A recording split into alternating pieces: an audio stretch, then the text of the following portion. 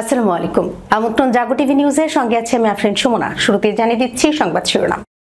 সেনাপ্রধান বনাম যুদ্ধমন্ত্রী, ইসরায়েলের সামরিক বাহিনীর চেইন অফ কমান্ডে বিরোধ তুঙ্গে, নেতানিয়াহুকে ক্ষমা করলে মেনে নেবে না জনগণ, গৃহযুদ্ধের শঙ্কা ইসরায়েলের। ইসরায়েলের বিরুদ্ধে একজোট হলো ইরান তুরস্ক, ফিলিস্তিন ইস্যু এবং বিদেশি হস্তক্ষেপ মোকাবেলায় তেহরান আঙ্কারা ঐক্যবদ্ধ, ঘুম হারাম নেতানিয়াহুর। ইয়েমেনে লাখ লাখ মানুষের শোভাযাত্রা পরিণত হলো বিক্ষোভে, অব্যাহত ইসরায়েলি আগ্রাসনের তীব্র নিন্দা। ভারতের দাদাগিরি মুখ ফেরাচ্ছে প্রতিবেশীরা, তুর্কি সংবাদ মাধ্যম টিআরটির চাঞ্চল্যকর প্রতিবেদন। সিরিয়ায় হস্তক্ষেপ না করতে ইসরায়েলকে সতর্ক করলেন ট্রাম্প। ভারতীয় মিডিয়ায় ইমরান খানের বোনের সাক্ষাৎকারে পাকিস্তান সরকারের মাঝে তোলপাড়। এবং আফগানিস্তান থেকে চালানো হামলায় তাজিকিস্তানে 5 চীনা নিহত। দর্শক, শিরোনাম শুনছিলেন, এবার জানিয়ে দিচ্ছি বিস্তারিত। সেনাপ্রধান বনাম যুদ্ধমন্ত্রী, ইসরায়েলের সামরিক বাহিনীর চেইন অফ কমান্ডে বিরোধ তুঙ্গে, নেতানিয়াহুকে ক্ষমা করলে মেনে নেবে না জনগণ, গৃহযুদ্ধের শঙ্কা ইসরায়েলের। ইসরায়েলের দৈনিক মা ইয়ারিফ জানিয়েছে, যুদ্ধমন্ত্রী ও সেনা প্রধানের মধ্যে বিরোধ চলমান, সংকট আরও গভীর হয়েছে এবং এটি দ্রুত সমাধানের কোনো লক্ষণ দেখা যাচ্ছে না। মা ইয়ারিফ এর সাম্প্রতিক প্রতিবেদনে বলা হয়েছে, যুদ্ধমন্ত্রী ইসরায়েল কাটজ ও ইসরায়েলি সেনাবাহিনীর প্রধান আয়াল জামির এর মধ্যে উত্তেজনা নতুন এক পর্যায়ে পৌঁছেছে। সামরিক কমান্ডাররা মনে করছেন, সম্ভাব্য নতুন কোনো সংঘাতের পরিস্থিতি আবারও এই সত্তাকে বিপদে ফেলতে পারে। তা ঠেকাতে এখনই দৃঢ় পদক্ষেপ নেওয়া জরুরি। পার্সটুডের তথ্য মতে, বুধবার আয়াল জামিরের দেয়া গুরুত্বপূর্ণ বক্তব্যের পর থেকেই এই মতবিরোধ স্পষ্ট হয়। তিনি সেই বক্তৃতায় সাহসী, দৃঢ় এবং বাস্তবতা বদলে দিতে সক্ষম নেতৃত্ব এর প্রয়োজনীয়তার কথা বলেন। কিছু ইসরায়েলি গণমাধ্যম জানিয়েছে, আয়াল জামিরের এই বার্তাগুলো মূলত প্রধানমন্ত্রী বেনিয়ামিন নেতানিয়াহু তার যুদ্ধমন্ত্রীকেই উদ্দেশ্য করে দেওয়া হয়েছে। সামরিক সাংবাদিকদের মতে, জামিরের বক্তব্য দখলকৃত অঞ্চলের নেতৃত্ব সংকটকে আবার সামনে নিয়ে এসেছে, কারণ তিনি প্রকাশ্যে এমন এক নতুন নেতৃত্বের মডেল দাবি করেছেন যা ব্যর্থতা ও দুর্বলতাকে স্বীকার করবে এবং সামনে এগোনোর জন্য স্পষ্ট দিক নির্দেশনা দেবে। আরেক খবরে বলা হয়েছে, ইসরায়েলের হাজার হাজার বাসিন্দা তেল আবিবে প্রেসিডেন্ট আইজাক হারজোগের বাসভবনের সামনে বিক্ষোভ করেছে। তারা প্রেসিডেন্টের কাছে এই আবেদন জানিয়েছেন যে তিনি যেন নেতানিয়াহুর ক্ষমা পাওয়ার চেষ্টা আটকে দেন। বিক্ষোভকারীরা নানা স্লোগান দিয়েছেন। তারা বলেছেন, দুর্নীতিবাজকে ক্ষমা করা যাবে না, শেষ পর্যন্ত তাদের পরাজয় হবেই। তারা আরো জোর দিয়ে বলেন, নেতানিয়াহু দুর্নীতিগ্রস্ত। বিক্ষোভকারীরা শহরের আরেক অংশে যাওয়ার চেষ্টা করলে পুলিশ তাদের বাধা দেয়। অপরদিকে ইসরায়েলের সরকার বিরোধী নেতা এভিগডোর লিবারম্যান বলেছেন, নেতানিয়াহু আসলে ক্ষমা চাননি, বরং তিনি হুমকি দিয়ে রাজনৈতিক ব্ল্যাকমেইল করার চেষ্টা করেছেন। সাবেক যুদ্ধমন্ত্রী ও ব্লু অ্যান্ড হোয়াইট পার্টির প্রধান বেনি গান্টসও বলেছেন, নেতানিয়াহু জানেন তার ক্ষমার আবেদন ইসরায়েলের প্রচলিত নিয়মের সঙ্গে সঙ্গতিপূর্ণ নয়। এটি সম্পূর্ণ ভুয়া এবং এর উদ্দেশ্য প্রণোদিত। কেবল সামরিক সেবা অব্যাহতি সংক্রান্ত আইনের বিতর্ক থেকে জনগণের দৃষ্টি সরিয়ে নেওয়ার চেষ্টা মাত্র। ইসরায়েলের বিরুদ্ধে একজোট হলো ইরান তুরস্ক, ফিলিস্তিন ইস্যু এবং বিদেশি হস্তক্ষেপ মোকাবেলায় তেহরান আঙ্কারা ঐক্যবদ্ধ, ঘুম হারাম নেতানিয়াহুর। তুরস্কের পররাষ্ট্রমন্ত্রী হাকান ফিদান তেহরানে ইসলামী প্রজাতন্ত্র ইরানের প্রেসিডেন্ট মাসুদ পেজেশকিয়ান, সংসদ স্পিকার মুহাম্মদ বাকের কলিবফ এবং পররাষ্ট্রমন্ত্রী সাইয়েদ আব্বাস আরাকচির সাথে সাক্ষাৎ ও পরামর্শ করেছেন। গতকাল ইরানের প্রেসিডেন্ট মাসুদ পেজেশকিয়ান তুরস্কের পররাষ্ট্রমন্ত্রী হাকান ফিদানকে দেয়া সাক্ষাতে মুসলিম বিশ্বের বর্তমান স্পর্শকাতর পরিস্থিতির কথা উল্লেখ করে বলেছেন, শত্রুরা মুসলিম জাতির উপর চাপ বাড়ানোর চেষ্টা করছে, তাই আশা করা যায় যে মুসলিম দেশগুলো পারস্পরিক সহযোগিতায় ঐক্যবদ্ধভাবে এগিয়ে আসবে। এই বৈঠকে দুই দেশের ঐতিহাসিক, সাংস্কৃতিক এবং ভ্রাতৃত্বপূর্ণ সম্পর্কের কথা উল্লেখ করে পেজেশকিয়ান এই সম্পর্কগুলোকে গভীর, অকৃত্রিম এবং ব্যাপক সম্ভাবনাময় বলে বর্ণনা করেছেন। আরো বলেছেন, যদি মুসলিম দেশগুলি দৃঢ় ইচ্ছাশক্তি, ঐক্যবদ্ধ অবস্থান এবং অভিজ্ঞতা বিনিময়ের উপর ভিত্তি করে এগিয়ে যায় তবে কোনো শক্তি মুসলিম জাতির জন্য সমস্যা তৈরি করতে সক্ষম হবে না।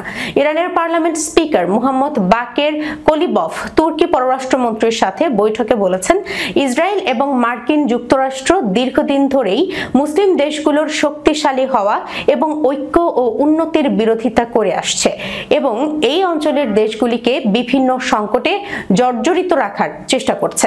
ইরানের পররাষ্ট্রমন্ত্রী সৈয়দ আব্বাস আরাকচি তুর্কি পররাষ্ট্রমন্ত্রী হাকান ফিদানের সাথে বৈঠক সম্পর্কে আরো বলেছেন, সাধারণ এবং ব্যক্তিগত উভয় অধিবেশনেই গাজা এবং ফিলিস্তিনের বিষয়টি উত্থাপিত হয়েছিল, যা সর্বদা উভয় দেশের জন্য উদ্বেগের বিষয়গুলোর মধ্যে শীর্ষে রয়েছে।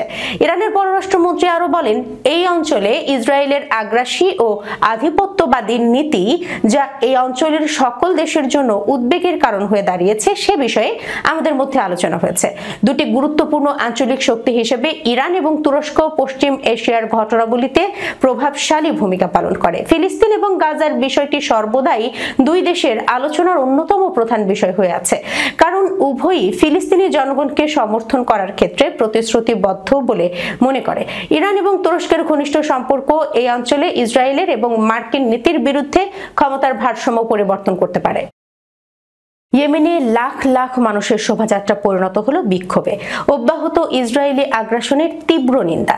ইয়েমেনের দক্ষিণাঞ্চলে ব্রিটিশ ঔপনিবেশিক শাসনের অবসানের ৫৮তম বার্ষিকী উপলক্ষে রোববার রাজধানী সানা সহ বেশ কয়েকটি প্রধান শহরে লক্ষ লক্ষ ইয়েমেনি জনতা সমাবেশ শোভাযাত্রা করেছেন। ১৯৬৭ সালের ৩০ নভেম্বর দক্ষিণ ইয়েমেন থেকে শেষ ব্রিটিশ সৈন্যদের প্রস্থান স্মরণে আয়োজকদের আহ্বানে সাড়া দিয়ে সানার আল সাবিন স্কয়ার এবং অন্যান্য জনসমাগমের স্থানগুলোতে বিপুল সংখ্যক ইয়েমেনি নাগরিক সমবেত হন। স্বাধীনতা ও মুক্তি আমাদের পছন্দ, দখলদারিত্বের পতন ঘটছে শীর্ষক ব্যানার নিয়ে আয়োজিত গণবিক্ষোভে ইয়েমেনের বিভিন্ন প্রান্ত থেকে জনতার ঢল নামে। এর আগে হুথি আন্দোলনের নেতা আব্দুল মালিক আল হুথি মহাসমাবেশের ডাক দেন এবং তা ৩০ নভেম্বর তথা ব্রিটেনের কাছ থেকে ইয়েমেনের স্বাধীনতার ৫৮তম বার্ষিকীর দিনের সঙ্গেও মিলে যায়। মহাসমাবেশে পুরুষদের পাশাপাশি নারী ও শিশুদের অংশগ্রহণও ছিল লক্ষণীয়। অনুষ্ঠানে পঠিত এক বিবৃতিতে অংশগ্রহণকারীরা প্রতিশ্রুতি ঘোষণা করে বলেছেন যে, আমাদের পূর্বপুরুষ আনসারদের মতোই আমরাও ইসলাম ও জিহাদের পতাকা বহন করব। তারা রাষ্ট্রীয় কাঠামো এবং স্বেচ্ছাসেবী গণবাহিনীর আওতায় শত্রুপক্ষ ও তাদের সামরিক ও গোয়েন্দা অনুচরদের সঙ্গে লড়াইয়ের জন্য দৃঢ়তা নিয়ে সদা প্রস্তুত রয়েছেন বলেও বিবৃতিতে উল্লেখ করা হয়। বক্তারা এটাও পুনর্ব্যক্ত করেন যে ইয়েমেন কখনোই তার ন্যায্য অবস্থান ত্যাগ করবে না এবং ইসরায়েলি সামরিক চাপের মুখোমুখি ফিলিস্তিনি এবং লেবাননের গোষ্ঠীগুলোকেও সমর্থন দেয়া অব্যাহত রাখবে। ভারতের দাদাগিরি মুখ ফেরাচ্ছে প্রতিবেশীরা। তুর্কি সংবাদ মাধ্যম টিআরটির চাঞ্চল্যকর প্রতিবেদন। দক্ষিণ এশিয়ার নিজেদের নিরাপত্তা প্রদানকারী এবং সবার নেতা হিসেবে প্রতিষ্ঠা করতে চায় ভারত, কিন্তু সাম্প্রতিক বছরগুলোতে নয়াদিল্লির পররাষ্ট্রনীতি এবং প্রতিবেশী রাষ্ট্রগুলোর প্রতি বিরূপ কৌশল এই ধারণার মূলে আঘাত হানছে। নেপাল থেকে শুরু করে বাংলাদেশ, মালদ্বীপ এবং পাকিস্তান সবখানেই ভারতের কর্মকাণ্ড নিয়ে অসন্তোষ তীব্র হচ্ছে। একসময় ভারত ও বাংলাদেশ নিজেদের সবচেয়ে ঘনিষ্ঠ অংশীদার হিসেবে আখ্যায়িত করত। ভারত ১৯৭১ সালের স্বাধীনতা যুদ্ধে বাংলাদেশকে সমর্থন করেছিল এবং আওয়ামী লীগের মতো রাজনৈতিক দলের উপর গভীর প্রভাব রাখত। তবে ২০২৪ সালে ছাত্রদের নেতৃত্বাধীন গণ অভ্যুত্থানে প্রধানমন্ত্রী শেখ হাসিনা ক্ষমতাচ্যুত হওয়ার পর এই সম্পর্কে ফাটল ধরে। জনগণের অধিকারের দাবিতে পাশে না দাঁড়িয়ে নয়াদিল্লি দ্রুত ভিসা প্রক্রিয়া স্থগিত করে দেয় এবং অভ্যুত্থানে বহু মানুষ হত্যার দায়ে মৃত্যুদণ্ডপ্রাপ্ত শেখ হাসিনাকে আশ্রয় দেয়। এই পদক্ষেপ বাংলাদেশে ভারত বিরোধী জনমতকে আরো উস্কে দিয়েছে। ইউনিভার্সিটি অফ কেন্টাকির রাষ্ট্রবিজ্ঞানী ডক্টর নজরুল সাকিবের মতে, বাংলাদেশ, শ্রীলঙ্কা এবং মালদ্বীপে নির্লজ্জ স্বৈরতন্ত্রকে ভারতই সক্ষম করেছিল। বর্তমানে মৃত্যুদণ্ডপ্রাপ্ত একজন পলাতক আসামিকে আশ্রয় দেয়ায় বাংলাদেশের অন্তর্বর্তী সরকার প্রত্যর্পণ চুক্তির অধীনে হাসিনাকে হস্তান্তরের অনুরোধ করেছে। অতীতে ভারত বিরোধী বিচ্ছিন্নতাবাদী নেতা অনুপ চেটিয়াকে উলফা নেতা হস্তান্তরের মাধ্যমে বাংলাদেশ যে সদিচ্ছা দেখিয়েছিল ভারত এখন তা ফিরিয়ে দেবে বলে মনে করছে না বিশ্লেষকরা। ডক্টর সাকিবের হুঁশিয়ারি, ভারত যদি চুক্তি অনুযায়ী দায়িত্ব পালনে ব্যর্থ হয় তবে তা ভারত অনির্ভরযোগ্য মিত্র এমন বার্তায় দেবে যা তার আঞ্চলিক ও বৈশ্বিক সুনামকে ক্ষতিগ্রস্ত করবে। পারমাণবিক শক্তিধর দুই চিরপ্রতিদ্বন্দ্বী ভারত ও পাকিস্তানের সম্পর্ক বরাবরই খারাপ, তবে বিশ্লেষকরা বলছেন বর্তমানে পরিস্থিতি নজিরবিহীনভাবে খারাপ হয়েছে। 3টি যুদ্ধ সত্ত্বেও টিকে থাকা 1960 সালের বিশ্ব ব্যাংক মধ্যস্থতাধীন সিন্ধু জল বন্টন চুক্তিটি নয়াদিল্লি স্থগিত করেছে 2025 সালে। কাশ্মীরে একটি সন্ত্রাসী হামলার পর পাকিস্তানকে দায়ী করে ভারত সীমান্তের ওপারে একাধিক স্থানে হামলা চালায়, যা পরিস্থিতিকে চরম উত্তেজনায় নিয়ে গিয়েছিল। বর্তমানে কূটনৈতিক চ্যানেল বন্ধ, বাণিজ্য স্থগিত এবং ক্রিকেট খেলার সৌজন্যতাও প্রায় বিলুপ্ত।